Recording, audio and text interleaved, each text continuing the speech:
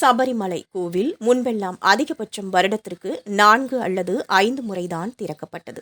பக்தர்கள் அதிகரிக்க தற்போது மாதந்தோறும் 5 நாட்களும், மண்டல பூஜைக்காக 41 தினங்களும், மகர விளக்கு பூஜைக்காக 22 நாட்களும் திறக்கப்படுகிறது.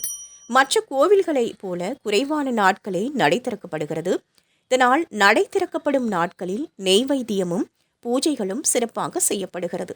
அதிகாலையில் நடை திறந்ததும் அஷ்டாபிஷேகம், விபூதி, பால், தேன், பஞ்சாமிர்தம், இளநீர், சந்தனம், பன்னீர், தூய்மையான நீர் என 8 பொருட்கள் கொண்டு ஐயப்பன் திருமேனிக்கு அபிஷேகம் செய்யப்படுகிறது.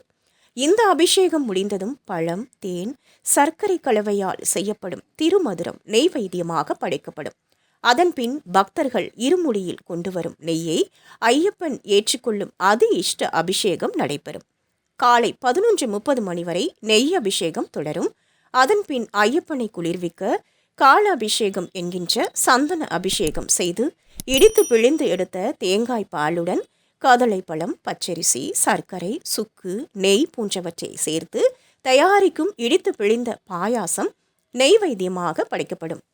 உதய அஸ்தமன பூஜை வேளையில், அதாவது நண்பகலுக்கு முன்பாக நடக்கும் 15 பூஜைகளிலும் இடித்து பிழிந்த பாயாசமே பிரதான நெய்வேத்தியமாக இருக்கும். தொடர்ந்து மதிய பூஜையில் 25 கலசங்களுடன் நடக்கும் அரவணை, பச்சரிசி சாதம் போன்றவை நெய்வேத்தியமாக ஐயப்பனுக்கு படைக்கப்படும். பின்னர் மாலையில் நடை திறந்ததும் மலர் பூஜை சிறப்பாக நடைபெறும். கருவறையில் ஐயப்பனின் திருமேனியிலிருந்து கதவு வரை மேடை போல கூடையாக மலர்களை கொட்டி நடக்கும் இந்த பூஜையை காண பக்தர்கள் மெய்சிலிர்த்து எழுப்பும் சுவாமியே சரணம் ஐயப்பா என்ற சரண கோஷம் விண்ணை பிளக்கும்.